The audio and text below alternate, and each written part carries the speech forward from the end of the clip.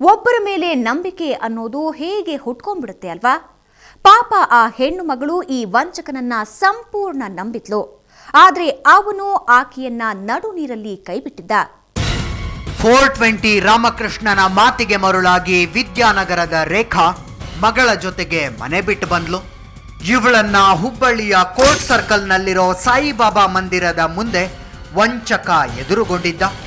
ಆಕೆ ಬಾಬಾನ ಮೇಲೆ ಭಾರ ಹಾಕಿ ಅವನ ಜೊತೆ ನಡೆದು ಬಿಟ್ಲು. 25ಗೆ ಹೋದ್ರಿ.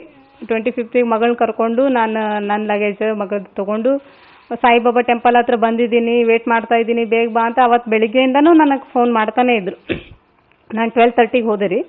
ಅಲ್ಲಿ ಹೋದ್ಮೇಲೆ ಅಲ್ಲೇ ವೇಟ್ ಮಾಡಿ ನೋಡೇ ಇಲ್ಲ. ಆ್ಯಕ್ಚುಲಿ ನೋಡ್ಬೇಕಂದ್ರೆ ಅದೇ ಫಸ್ಟ್ ಟೈಮ್. ನಾನು ಹೇಳಿದೆ ಹೆಂಗಿದೀವಿ ಅಂತಾರು ನೋಡ್ಬೇಕಲ್ಲ. ನಾನು ಏನು ತಮ್ಮದ ಬಗ್ಗೆ ಎಲ್ಲ ಹೇಳಿದ್ರು. ನಾನು ವೆರಿ ಸ್ಮಾರ್ಟ್, ವೆರಿ ಕ್ಯೂಟ್ ಎಲ್ಲ ಹೇಳಿದರು.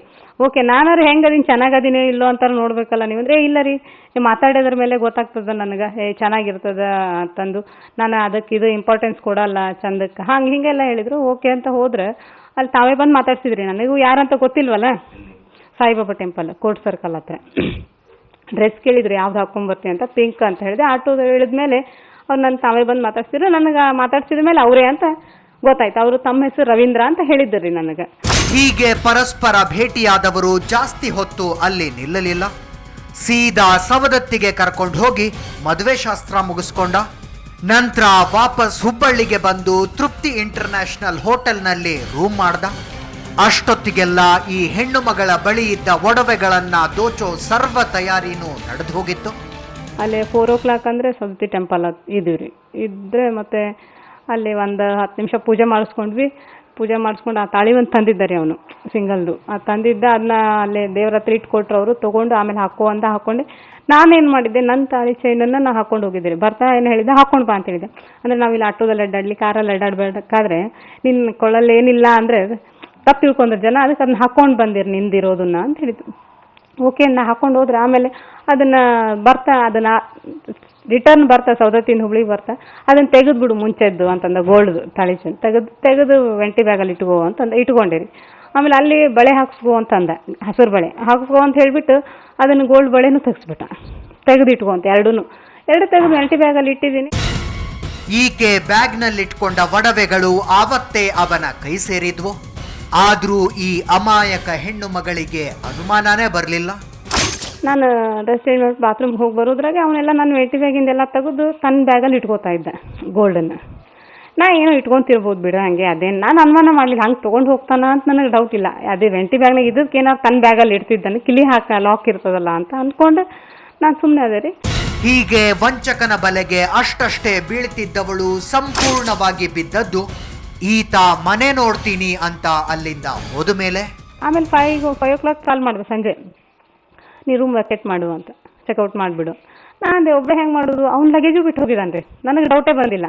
ಅವ್ನ ಲಗೇಜನ್ನು ಅಲ್ಲೇ ರೂಮಲ್ಲಿ ಬಿಟ್ಟು ಹೋಗಿದ್ದಕ್ಕೆ ಬರ್ತಾರಂತ ನಾನು ಅನ್ಕೊಂಡು. ಇಲ್ಲ, ಮನೆ ಸಿಕ್ಕಿದೆ, ಅದೆಲ್ಲ ರೆಡಿ ಆಗಿದೆ, ನಾ ಇಲ್ಲೇ ವೇಟ್ ಮಾಡ್ತಾ ಇದ್ದೀನಿ, ಇಲ್ಲೇ ವಿದ್ಯಾನಗರ ಅಲ್ಲಿ ವೇಟ್ ಮಾಡ್ತಾ ಇದ್ದೀನಿ, ನಿನ್ನ ಅಲ್ಲಿ ಆಟೋ ಮಾಡ್ಕೊಂಡು ಬಂದ್ಬಿಡು, ಎಲ್ಲ ರೂಮ್ ಖಾಲಿ ಮಾಡಿ ಲಗೇಜ್ ಎಲ್ಲ ತೊಗೊಂಡು ಅಂತ. ಒಬ್ಬಳೆ ಹೆಂಗೆ ಮಾಡೋದು ಅಂದರು. ಇಲ್ಲ ಮಾಡ್ಕೊಂಡು ಅದರಲ್ಲೇನಿದೆ ಅಂತ.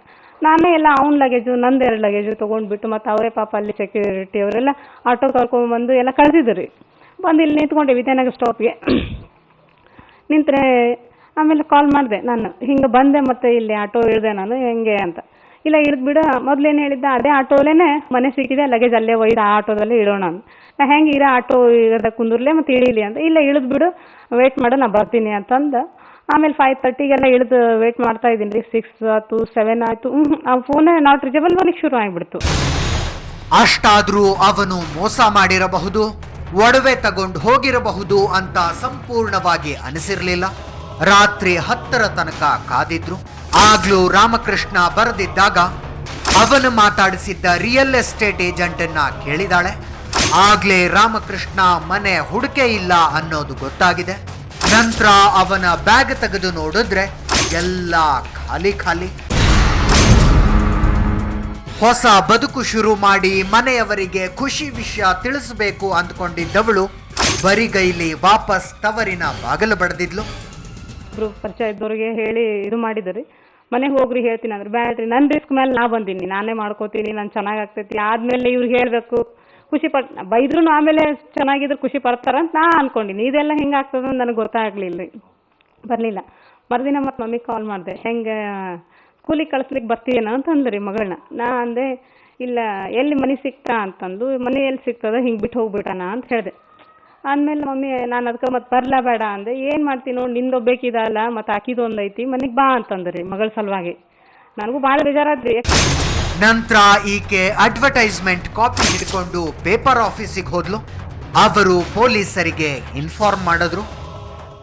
ಆ ಲೇಡಿ ನಮ್ಮ ವಿಜಯ ಕರ್ನಾಟಕ ಕನ್ನಡ ಆಫೀಸ್ ಬಂದು, ಸರ್ ಅವ್ರದ್ದು ಏನಾದರೂ ಬೇರೆ ಅಡ್ರೆಸ್ ಇದೆ, ಸೊ ಈ ಥರ ಆಗಿದೆ, ನಮ್ಮದೆಲ್ಲ ಬಂಗಾರ ಇದೆಲ್ಲ ಕ್ಯಾಶ್ ಎಲ್ಲ ತೊಗೊಂಡು ಹೋಗ್ಬಿಟ್ಟಿದ್ರು ಅದು ಇದು ಅಂತ ಹೇಳಿದ್ರಂತೆ. ಪಾಪ ಅವ್ರ ಹತ್ರ ಎಷ್ಟು ಅಡ್ವರ್ಟೈಸ್ಮೆಂಟ್ ಕೊಟ್ಟಿದ್ರು ಅಷ್ಟು ಮಾತ್ರ ಅವ್ರು ಪ್ರಿಂಟ್ ಮಾಡ್ತಾರೆ, ಅದೇ professional any other news paper. So ಅವರು ಅದೇ ನಮಗೆ ಬೇಜಾರಾಯ್ತು ಸರ್, ಈ ಥರ ಆಗಿದೆ ಅಂತ ಹೇಳಿ ಅವರು ವೆರಿ ಕ್ಯಾಶುವಲ್ ಆಗಿ ಮಾತಾಡ್ತಾ ಕೊಟ್ಟಿದ್ರು. ಈ ಥರ ಅವರು ಫೋನ್ ನಂಬರ್ಸು ಎಲ್ಲ ಕೊಟ್ಟಿದ್ರು ನಮಗೆ. ವಿದ್ಯಾನಗರ ಇನ್ಸ್ಪೆಕ್ಟ್ರು ಪುಟ್ಟಸ್ವಾಮಿ ನಮ್ಮ ವುಮೆನ್ ಸ್ಟಾಫ್ ಉಪಯೋಗಿಸ್ಕೊಂಡು ಸೇಮ್ ಅದೇ ತರಹ, ಸೊ ನಿಮ್ಮ ಅಡ್ವರ್ಟೈಸ್ಮೆಂಟ್ ಆಗಿದೆ ನಮ್ಮ ವಿಜಯ ಕರ್ನಾಟಕದಲ್ಲಿ ಕನ್ನಡ ಪೇಪರ್ದಲ್ಲಿ ಬಂದಿದೆ, ಸೊ ನಾನು ಮಧುಮಗನಿಗೆ ಇಂಟ್ರೆಸ್ಟ್ ಇದೆ ಅದು ಇದು ಅಂತ ಹೇಳಿ ಅವನಿಗೆ ಕರೆಸಿದ್ವಿ ಟ್ರ್ಯಾಪ್ ಮಾಡೋಕ್ಕೆ. ಪೊಲೀಸರ ಕೈಗೆ ರಾಮಕೃಷ್ಣ ಅಷ್ಟು ಈಸಿಯಾಗಿ ಸಿಕ್ಕಿಲ್ಲ. ಅವನನ್ನ ಹಿಡಿಯೋದಕ್ಕೆ ಒಂದು ಮಾಸ್ಟರ್ ಪ್ಲಾನ್ ಮಾಡಲಾಯಿತು. ಅದನ್ನ ಮಾಡಿದ್ದು ವಂಚಿತ ಮಹಿಳೆ. ಆಕೆಯ ಜೊತೆ ಪೊಲೀಸರು ಕೈ ಜೋಡಿಸಿದ್ರು. ಅದೆಷ್ಟು ಈಸಿಯಾಗಿ ರಾಮಕೃಷ್ಣ ಆ ಹೆಣ್ಣು ಮಗಳನ್ನ ಯಾಮಾರಿಸಿಬಿಟ್ಟ ನೋಡಿದ್ರಲ್ಲ, ಅಷ್ಟೇ ಈಸಿಯಾಗಿ ಈ ಹೆಣ್ಣು ಮಗಳು ಕೂಡ ಅವನಿಗೆ ಯಾಮಾರಿಸಿದ್ಲು ಅಂದ್ರೆ ನೀವು ನಂಬ್ತೀರಾ? ಅದ್ಯಾವ ಟ್ರ್ಯಾಕಲ್ಲಿ ಆಕೆ ಹೋಗಿ ಅವನನ್ನ ಲಾಕಪ್ಪಿನ ತನಕ ಕರ್ಕೊಂಡ್ಬಂದ್ಲು ಅನ್ನೋದನ್ನ ಒಂದು ಬ್ರೇಕ್ನ ನಂತರ ಹೇಳ್ತೀವಿ.